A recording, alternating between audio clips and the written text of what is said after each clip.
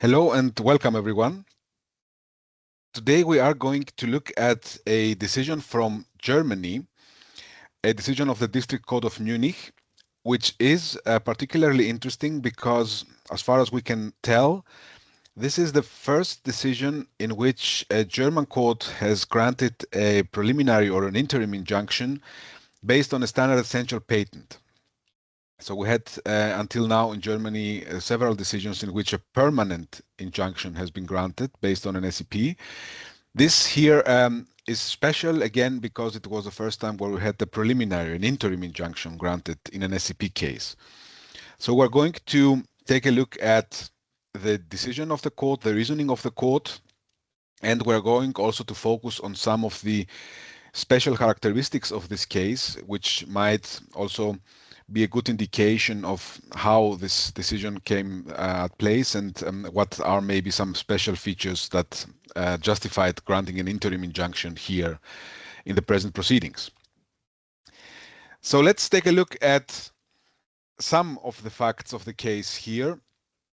The case was between Dolby, that was the claimant in this proceeding, and Roku, that was the defendant. The decision was delivered in November last year and published a little bit later. And again, it gives a good overview of how the court looks at the issue of interim injunctions for SEP cases.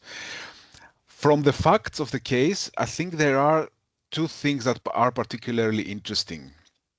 The first one refers to the patent in suit in these proceedings. This patent in suit was initially, and when I say initially, I mean in March 2023, it was attacked with an invalidity action before the Federal Patent Court and was actually invalidated by the court, by the Federal Patent Court, which is in Germany the court that decides about the validity of patents, which the district courts cannot do, basically. So it is the court that deals with validity, and with this decision of March 2023, it invalidated this patent. There was an appeal against this decision, which meant that also the German Federal Court of Justice, which is the highest court, also dealt with the validity of the patent in suit. And in May 2025, it overturned the first instance decision by confirming the validity of the patent in suit. So that's something important to keep in mind, that the patent in suit was confirmed to be valid by a decision of the highest court in Germany, which meant that its validity was pretty stable at that point in time. The second interesting development in this case was that in the end of 2024, in the 31st of December, Roku filed a case in the US, and along with the case, it also filed a motion for an anti-suit injunction, anti-enforcement injunction, and also with a declaration for an interim license before the US court.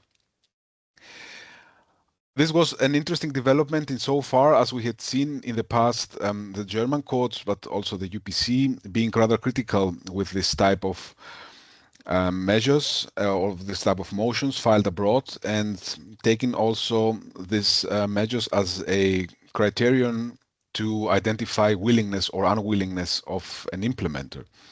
So this was the move that was made there in the end of this December 2024.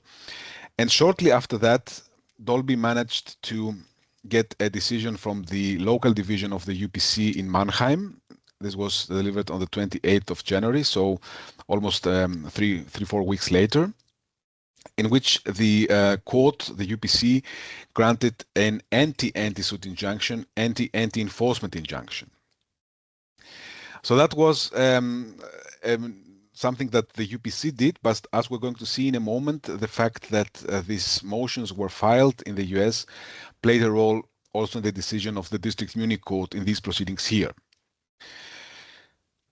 Now, after the court, the Federal Court of Justice, had confirmed the validity of the patent in suit, exactly 1 month after that decision was delivered, And keep that date in your heads because it played also an important role in the decision of the court.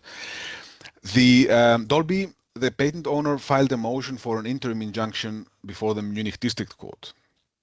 So 1 month after it got confirmation of the validity of the patent by the highest court in Germany, Dolby filed a motion for an interim injunction.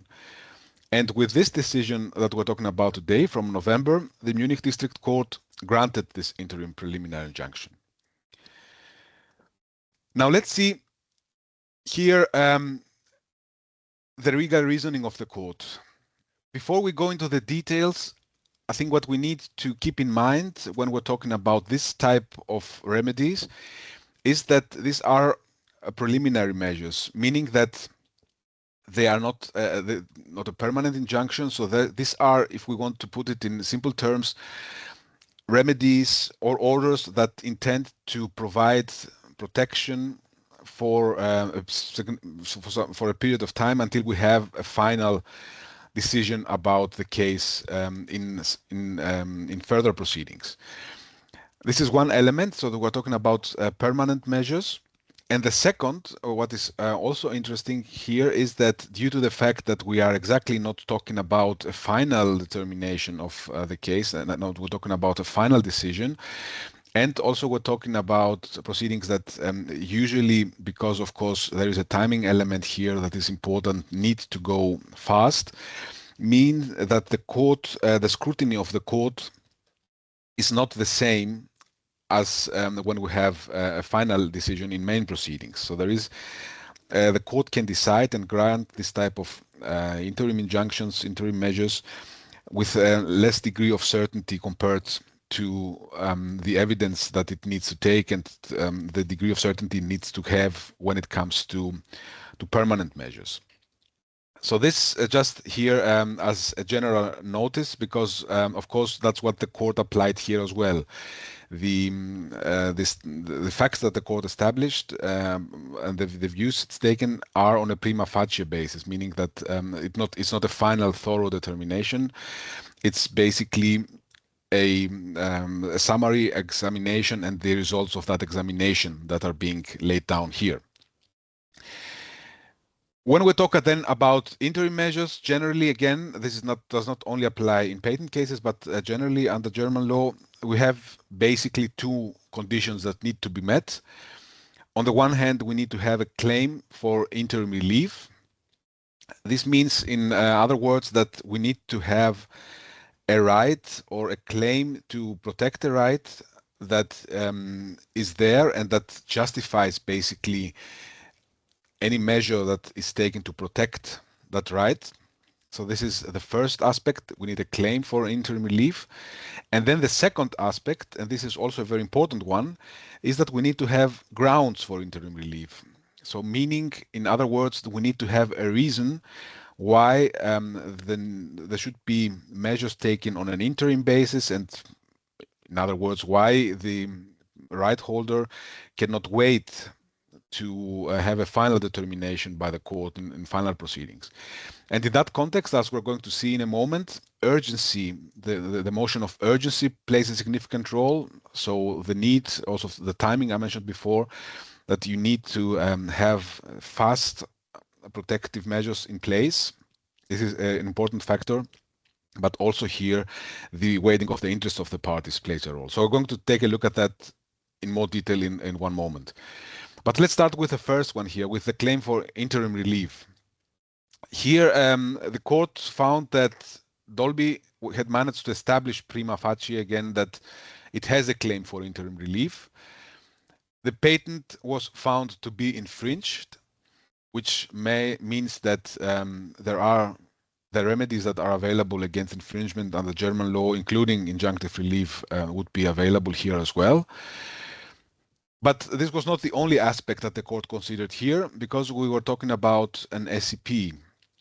And here, the infringement per se is not sufficient. What the court also looked at is whether there would eventually be a front defense that could stand in the way of granting an injunction here. The outcome, the result was that the court found that the front defense in the present case would not be successful. So since the patent was infringed, there was a claim for interim relief in form of an interim or of an interim injunction here. Now, why did the court think that Roku's front defense was not successful here? There were again two elements here. The court applied the standard that is common, especially under German law, which is the Huawei versus ZTE framework that had been established by the Court of Justice of the EU. Under this framework, we have conduct obligations for both parties, both for patent owners and for implementers. And here, the court found, on the one hand, that the patent owner, Dolby, managed to meet this obligation, so that you could rule out, at least on a prima facie basis, that there is an abuse of a market dominant position here. The court did not examine whether there is a market dominant position indeed in the present case for Dolby, but assumed that there is one. And it did so because it found that the duties were met. It found that there was a sufficient notification of infringement, and the court also found that the rates that Dolby offered, at least prima facie again, were not absolutely unacceptable, meaning that there were a sufficient basis for negotiations. So this was the part looking at the claimant here at Dolby, but where the court put a lot more focus was the behavior of the implementer, Roku in our case. And the conclusion of the court here was that Roku was not willing to obtain a license. Now, why is that? There were two elements again here. The first element, which might be the more decisive one, but was not dealt with very extensively by the court, was the fact that Roku did not provide sufficient security in the present case. This is something that goes back to the Huawei ZTE framework again. So there is a requirement under the Huawei ZTE framework for an implementer who has rejected an offer received by the patent owner and has made a counteroffer himself to provide security in case that the counteroffer has been rejected by the patent owner.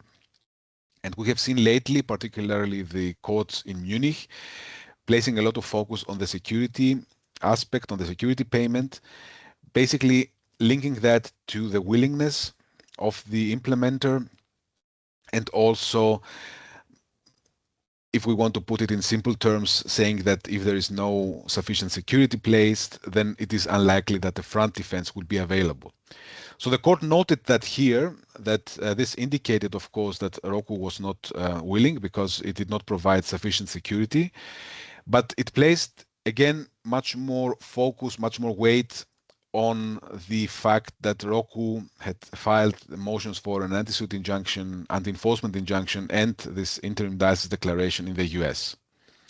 So this was the main reason why the court thought that Roku had not been willing in the present case, which is maybe not very inconsistent with the case law of the Munich courts in recent years, because we have seen in the past the Munich courts very clearly formulating that if you have filed a motion for an anti-suit injunction abroad or an anti-enforcement injunction, which is similar to an anti-suit injunction, but it's basically an order that aims at preventing the patent owner from enforcing an injunction granted by another court, whereas the anti-suit injunction aims a step before, aiming to prevent the patent owner to start or to continue with infringement proceedings in another jurisdiction.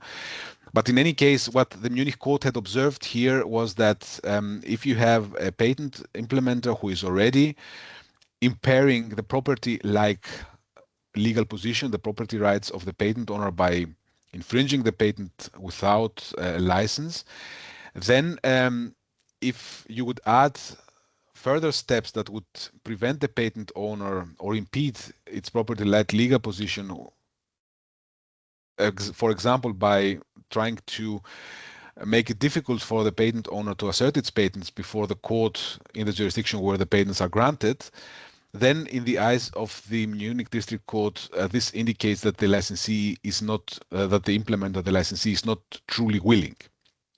So it's the main argument here again is that there is an attack on property rights that have been granted in Germany and that are enforced in Germany, and any actions that aim at limiting the ability to protect these rights also impedes the property rights of the property right legal position of the patent owner.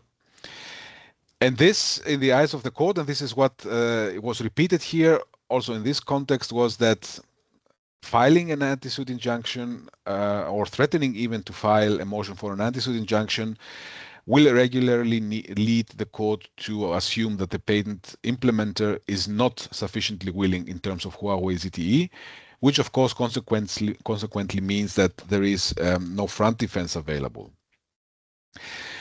This was the case here, as we've seen. So the court, of course, had seen that Roku had filed these motions in the US.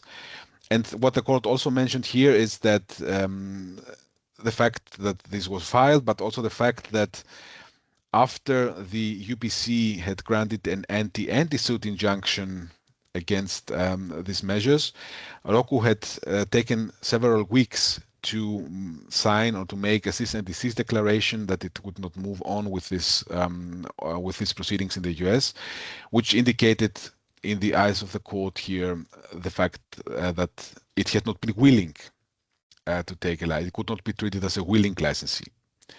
So that's what the court decided here. And that's why the court then confirmed that we have a claim for interim relief here, because infringement again was found to be there, and that the front defense was not available, particularly because the defendant Roku had filed this motion for an anti-suit injunction, anti-enforcement injunction, and the interim license declaration in the US.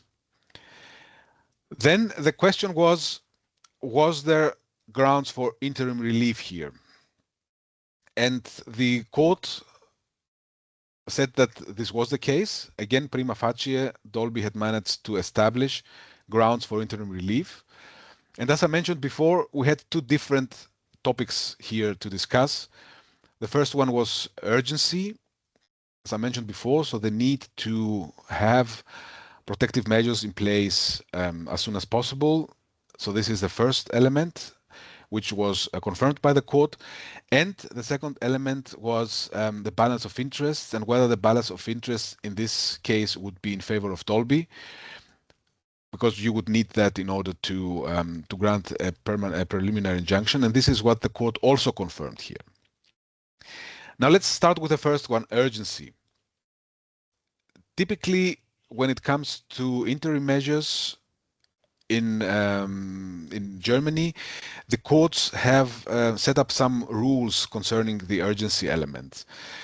And when we look at the Munich courts usually seem to identify an urgency to take measures when measures, interim measures, are filed within a month after the event took place that gave rise to protection of any type of rights, and of course in our context here of a patent. So here the very big question was, did Dolby meet this 1 month deadline? Was the request for the interim measures for this preliminary injunction filed within this 1 month deadline? And of course, if you want to answer this question, you have to define the moment in time in which the deadline starts to roll, because only then you can see if there a month passed until the action, the motion was filed. And in our case, this was also examined, and the conclusion was that the 1 month deadline should start at the moment in which the Federal Court of Justice had delivered its decision on the validity of the patent in suit.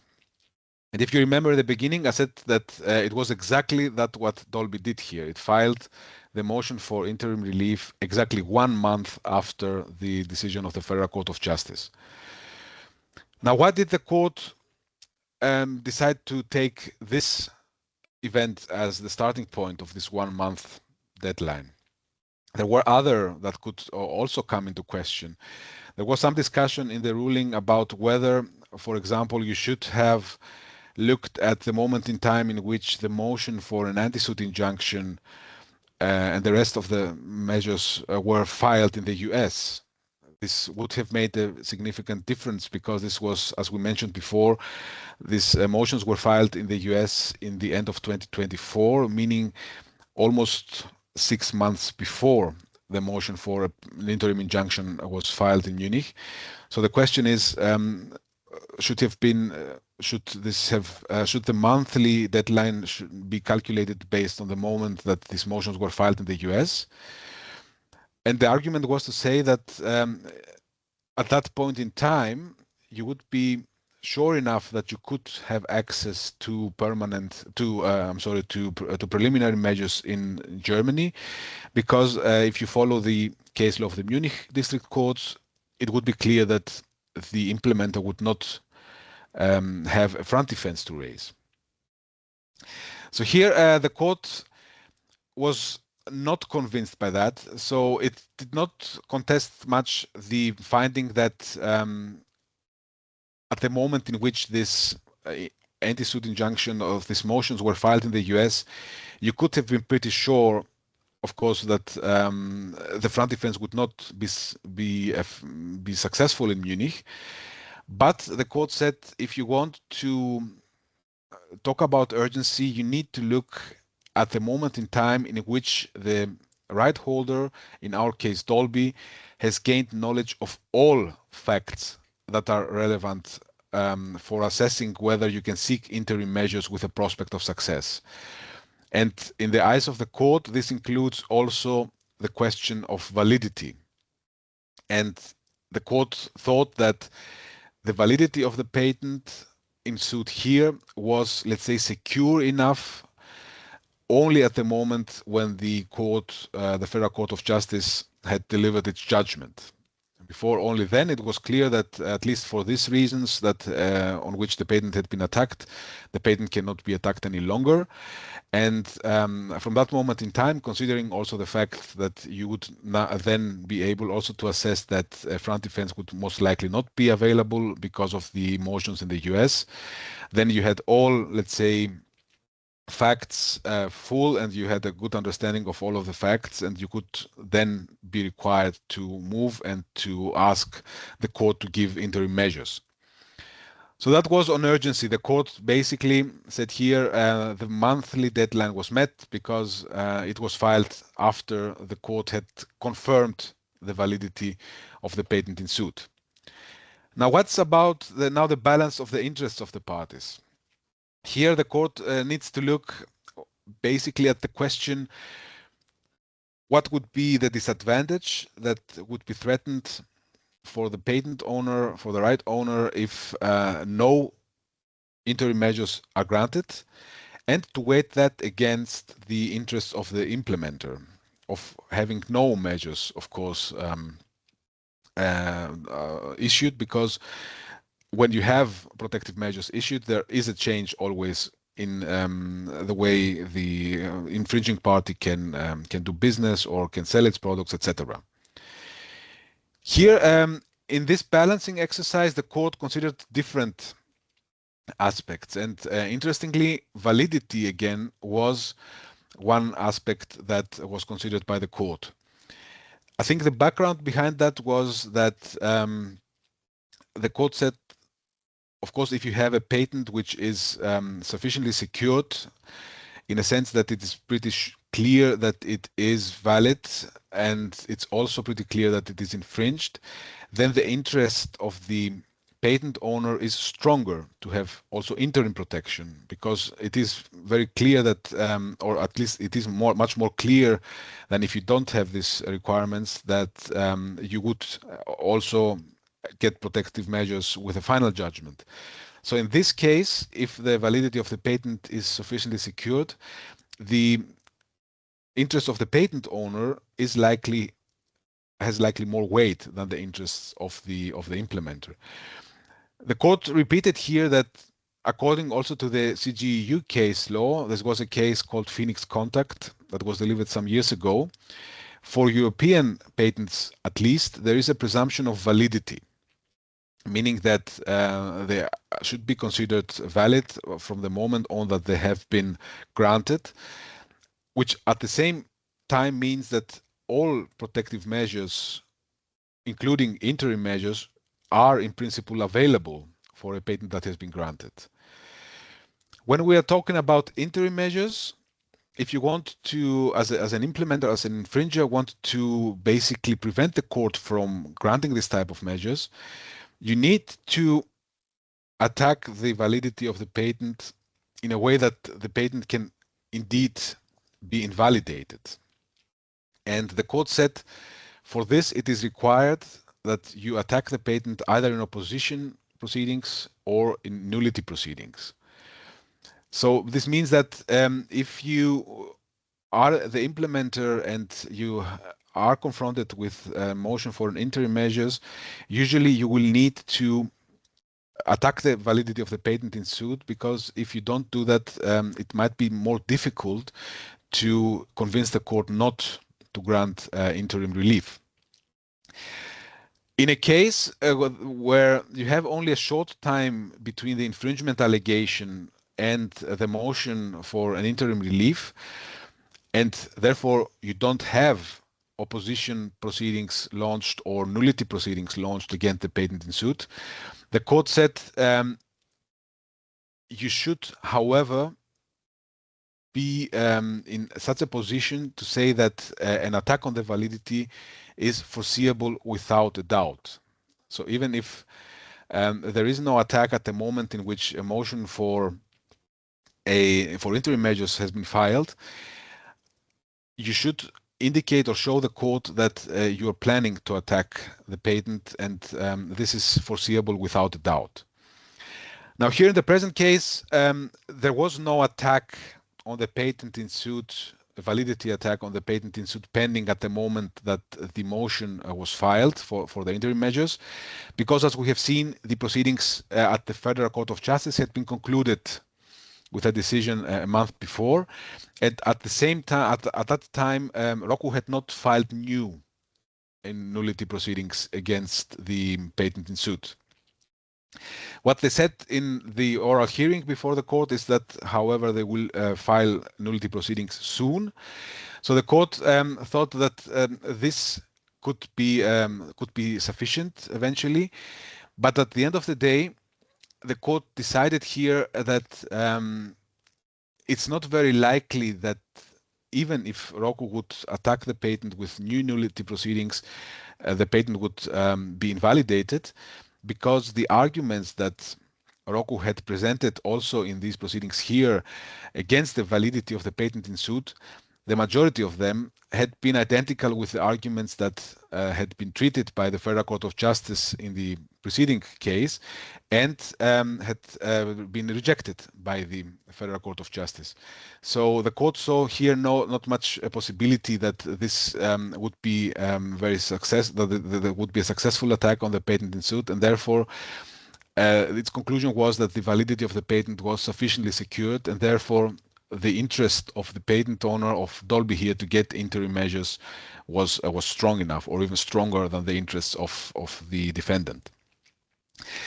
Then, apart from that, the court also looked at the interests of the defendant, of course, of Roku, and looked at the potential impact on sales, revenue, and market share, but was not convinced that this is a factor that is sufficient or important enough to tip the balance towards Roku here, mentioning that the fact that you could have this type of impact in the market is simply the result of entering the market with patent infringing products.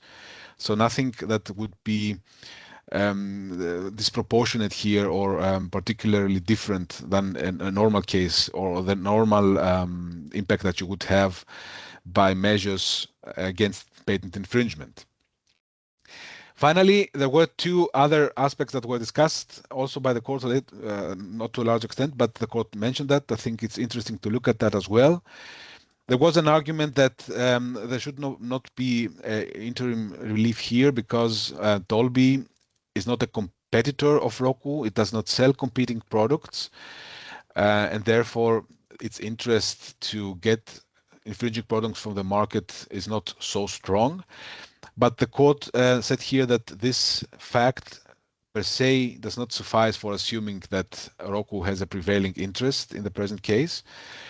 And then there was another argument saying that since Dolby is a pool licensor and it asserts also further patents against Roku, there is no need to get interim measures here because you would eventually get measures based on other patents. And the court here said that the fact that there are indeed other patents asserted against the same infringer here does not per se mean that the right to enforce the patent in suit, the specific one here, is in any case limited. So that's all from this decision.